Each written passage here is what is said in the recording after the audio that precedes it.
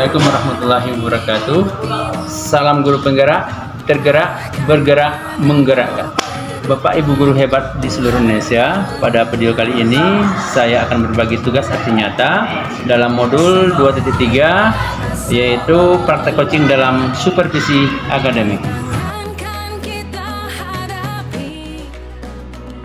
Oke, Assalamualaikum Yesi, apa kabarnya?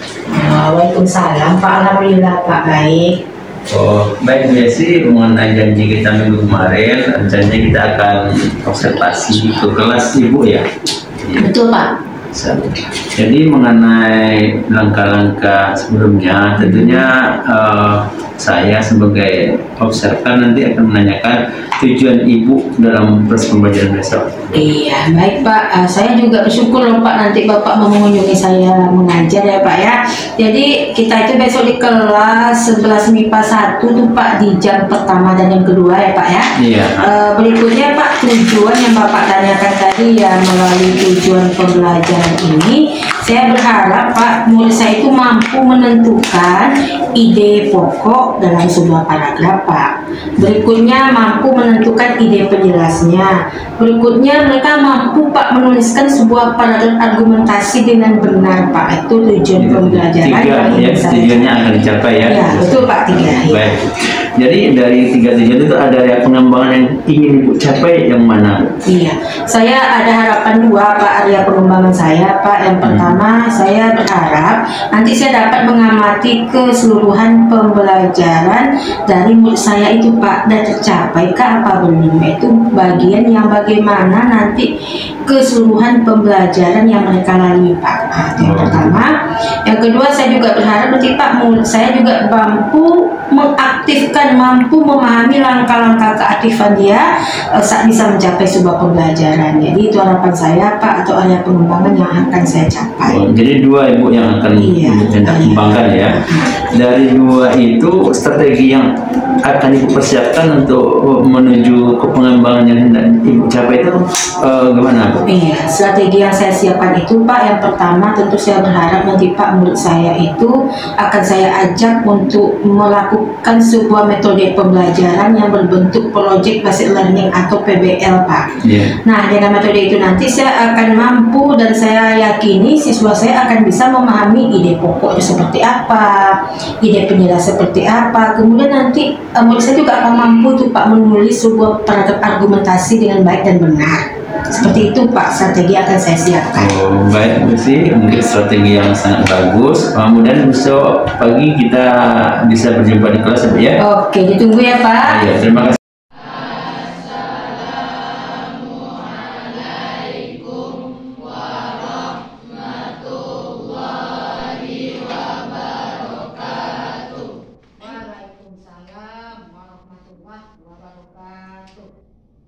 Dari si Mas.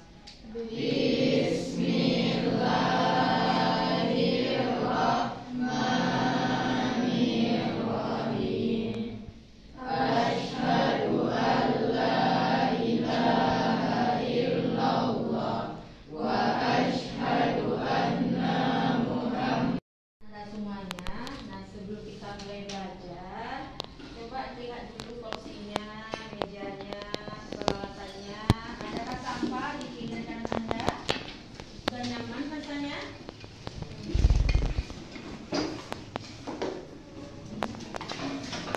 Udah? Bobo? Udah aman Bobo? Udah nyaman? Alhamdulillah. Baik. Pada hari ini, kira-kira materi kita apa lagi Nabil? Tentang teks apa materi kita hari ini? Teks argumentasi. Ya, luar biasa. Teks argumentasi. Nah, sebelum kita masuk kepada teks argumentasi, nah, dulu kita juga sudah belajar teks argumentasi materi sebelum ini atau minggu lalu. Kira-kira apa itu materinya? Ketahanan pangan nasional. Di sana kita disuruh memahami isi teksnya tentang ketahanan pangan nasional. Nah, hari ini juga masih teks argumentasi, tapi tapi tidak lagi mencari isi teksnya atau menentukan isi teksnya, tetapi kita masuk kepada materi. Setelah mempelajari teks argumentasi, murid dapat yang pertama Anda membaca dan memahami teks argumentasi secara kritis dengan tema tentang diversifikasi untuk ketahanan pangan. Temanya sudah ketemu kan? Nah, yang kedua kita akan mengidentifikasi ide-ide pokok dan ide-ide penjelas dari setiap paragraf dalam teks argumentasi. Yang ketiga kita akan menulis teks argumentasi dengan pola pengembangan pada hari ini. Baik, berikutnya di sini ada video stop yang nanti kita lakukan. Nah, yang akan Anda lakukan ada beberapa hal pada pertemuan kita hari ini tentang pertanyaan pemantik, ya, pada teks argumentasi. Nah, pertanyaan pemantiknya ada dua. Menurut si Adrian, dalam satu paragraf itu ada berapakah ide pokok di sana? Satu ide pokok, betul? Hanya ada boleh satu ide pokok dan beberapa kalimat penjelas. Satu ide pokok dalam satu paragraf hanya boleh ada satu. Nah, kira-kira sama Zafran, berapa sih bolehnya kalimat penjelas dalam satu paragraf? 5. Luar biasa ya. Berarti ada satu ide pokok dan 5 kalimat penjelas. Nah, kalau Anda mampu menyampaikan hal demikian, insya Allah Anda bisa dengan materi kita ini mengidentifikasi ide pokok dan ide penjelas dari setiap paragraf. Nah, satu lagi pertanyaan pemantiknya sama Raja Ilyasa. Paragraf itu di mana yang ditemukan? Iya, paragraf itu di buku kah, di kantin kah, atau pada sebuah koran kah, atau di mana dia? Paragraf itu ditemukan di buku. Ya, sebuah buku, sebuah tulisan, sebuah bentuk informasi pasti berisi beberapa paragraf. Untuk apa kira-kira paragraf itu mereka hadirkan? Bawas. Untuk menambah informasi. Untuk menambah informasi atau memberikan sebuah informasi. Informasi. Seperti di buku kita ini ada 6 paragraf. Dia menyampaikan apa di sini? Diversifikasi ketahanan pangan. Apa itu diversifikasi? Penganeka-ragaman, berbagai varian, berbagai bentuk usaha untuk menghindari ketergantungan terhadap satu jenis makanan. Nah, itu ya teks kita hari ini. Baik, sebelum kita mulai dengan beberapa materi, kita coba dulu dengan sebuah video stop ya.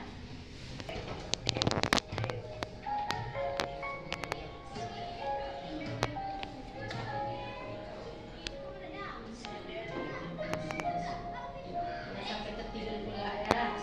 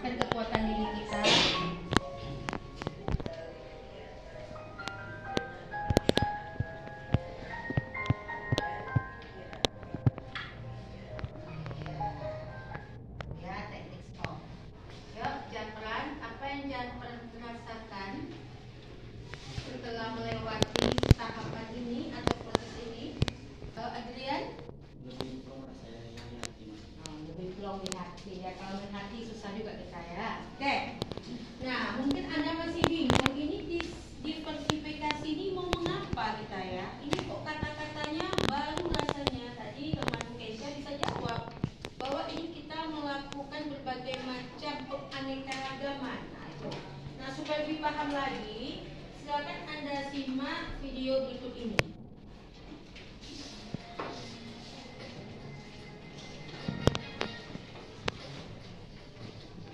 Nah, simak ya.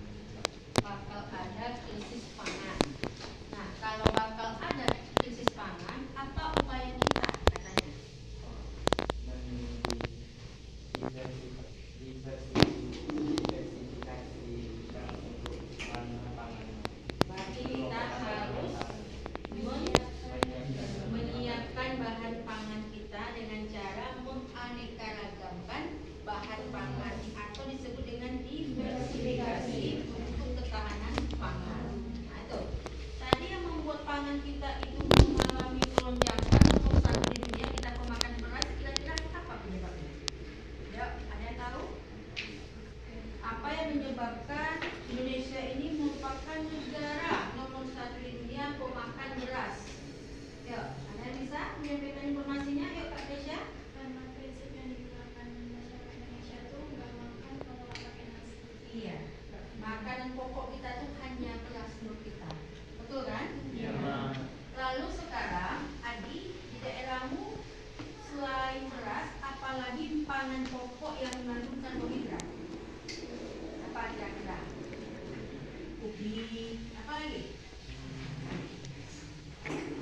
Jagung, ada lagi? Kentang, ada lagi?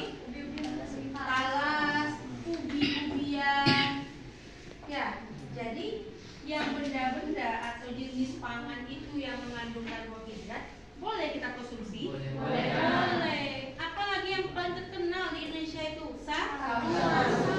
Sagu itu pangan yang paling bagus, yang kita mendapatkannya mudah. Kenapa? Negara Indonesia itu punya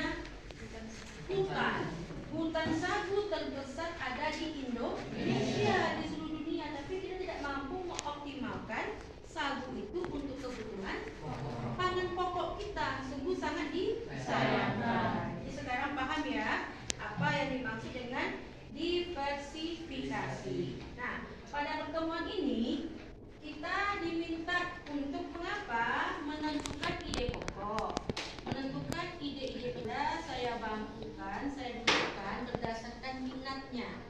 Jadi kemarin itu Mama udah menanya anak-anak semuanya minat belajarnya bidang apa. Oh, saya suka seni, Ma. Oh, saya suka olahraga, ya. Oh, saya suka dengan yang namanya ekonomi.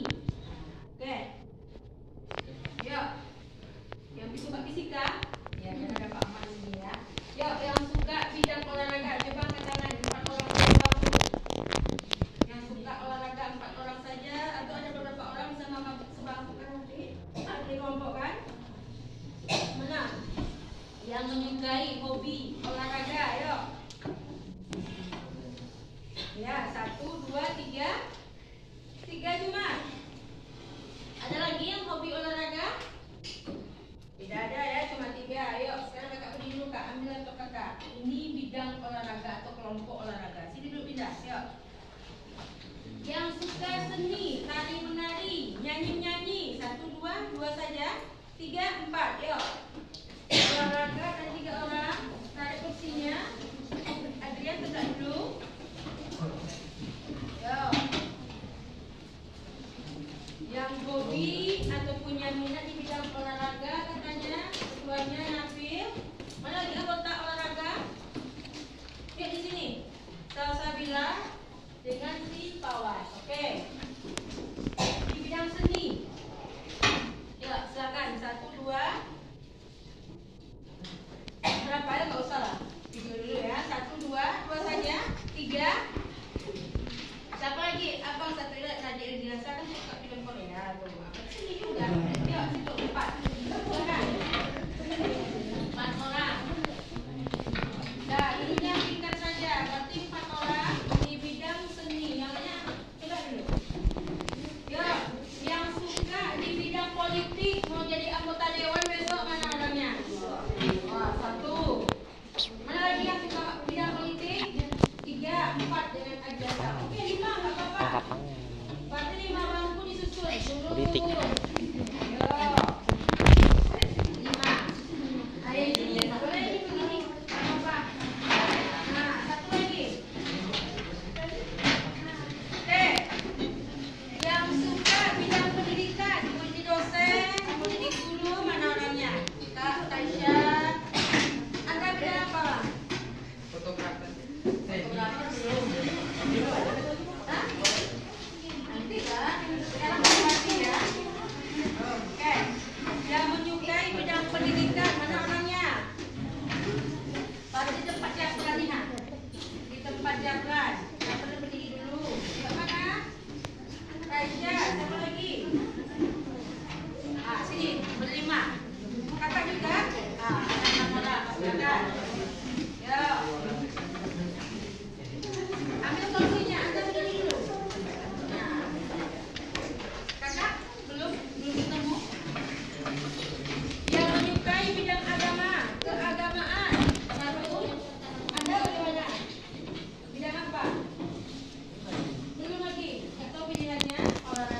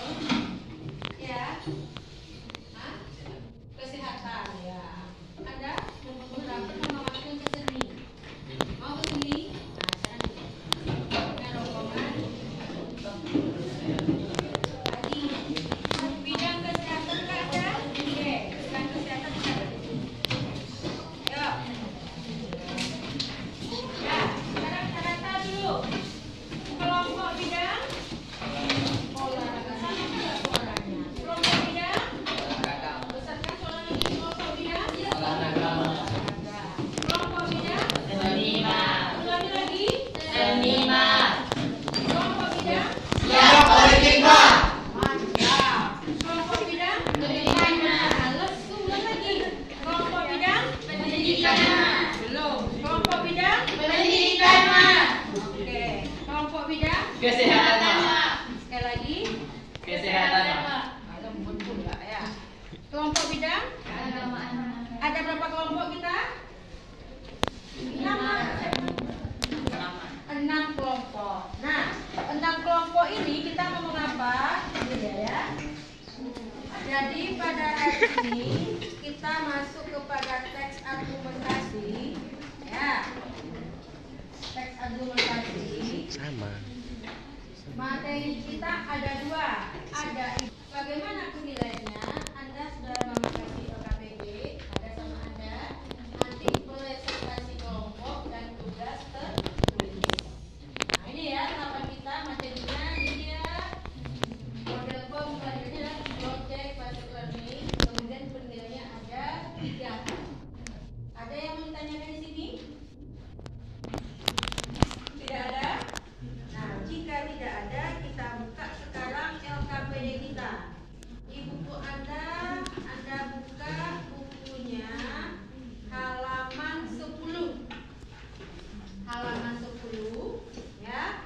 Anda nanti akan mempresentasikan soal 1, ya, soal 2, sampai soal yang mana lagi? Yang ketiga. Berarti soal 1 ada 5 pertanyaan, soal 2 ada juga 5 pertanyaan. Sampai 2 sajalah, 1 dengan 2. Nah, berikutnya Anda akan ditugaskan pada kartu bercerita ini. Ngapain? Menuliskan ide pokok per paragraf. Oke, Mama bagi. Paragraf 2 diberikan kepada kelompok bidang olahraga. Oke. Paragraf 6, ingat 6 ya. Pada kelompok bidang seni. Oke. Berikutnya paragraf 3 akan diberikan kepada kelompok bidang pendidikan. Nah, ya maaf, politik. Berikutnya paragraf yang kelima akan diserahkan kepada kelompok pendidikan. Paragraf berapa lagi yang belum? 4 udah? 4 belum. Paragraf 4 kepada bidang kesehatan. Kemudian paragraf 1 kepada bidang keagamaan. Nah, Mama ulangi lagi. Yang pertama Anda akan mengisi LKPD-nya. Ya. Ya kan? Anda tahu LKPD-nya kan? 1 dengan 2. Berikutnya yang ketiga, Anda akan menuliskan, akan menyampaikan pada kartu bercerita ide pokok apa yang Anda temukan pada paragraf yang sudah ditentukan tadi. Dia ulangi, Anda paragraf apa tadi? Paragraf 2. 2. Anda paragraf 6. 3. 5. 4. 1. Bisa? Kita bekerja dalam waktu berapa? 10 menit. Nanti kita presentasikan ke depan. Bisa? Oke, ayo silakan.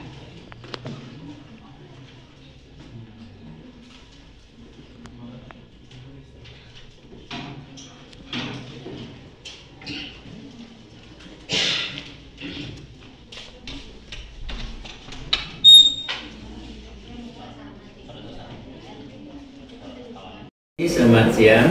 Selamat siang. Waalaikumsalam warahmatullahi wabarakatuh. Sehat, Bu? Alhamdulillah sehat, Pak. Bapak? Alhamdulillah sehat. Baik, Bu. Semalam kita sudah melakukan kunjungan kelas, Bu, ya. Menurut Ibu, bagaimana rasanya kegiatan yang semalam dilakukan? Semalam itu kita kunjungan kelasnya di kelas 11 MIPA 1 ya Pak, Iya, ya. Waktu iya. itu jam 45. Jadi perasaan saya waktu itu, Pak, saya merasa berbahagia Pak mengajar hari itu dibandingkan hari lainnya. Karena sebelumnya Bapak juga nuntut saya bagaimana membuat RPP yang ada diferensiasi dengan KSE-nya. Jadi bersemangat saya rasanya Pak pertemuan kami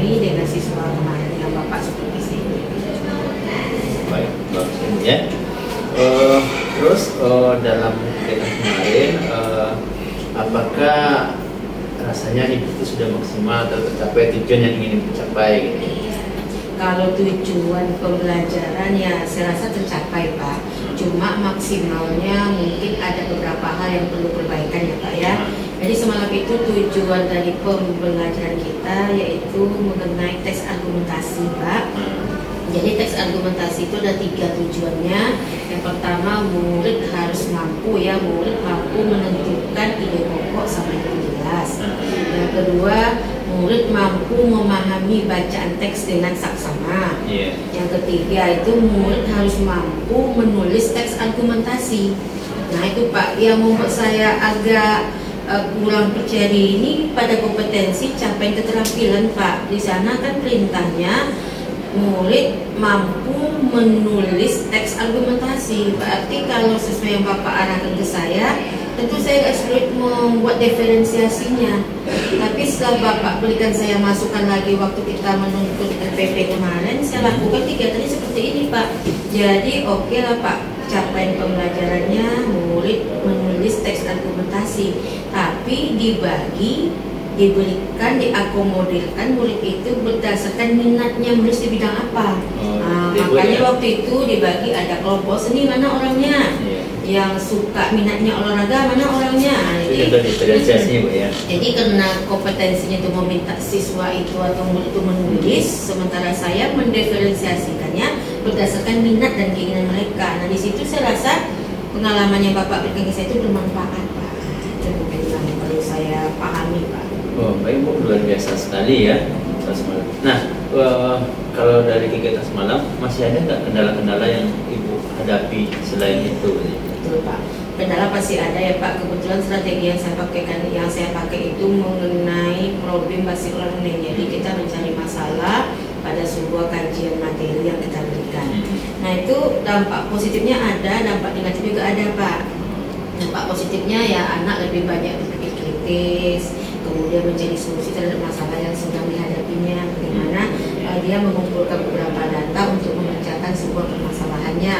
Kemudian yang negatifnya juga ada Pak, saya keteteran waktu itu Pak, kata rasanya jika saya menggunakan model seperti itu, waktunya maksimal dengan tujuan yang saya miliki. Nah itu mungkin di waktu Pak. Jadi kalau kelemahannya di situ ya waktu ya.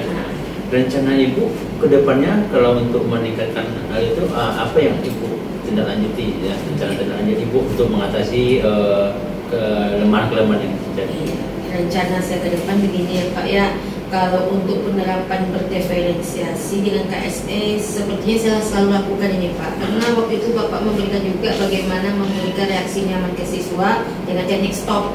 Nah saya coba lakukan dan saya tanya sama siswa 3 orang di kelas dia merasa nyaman, merasa tenang, merasa nggak capek badannya Pak. Itu salah satu dampak positif yang saya rasakan.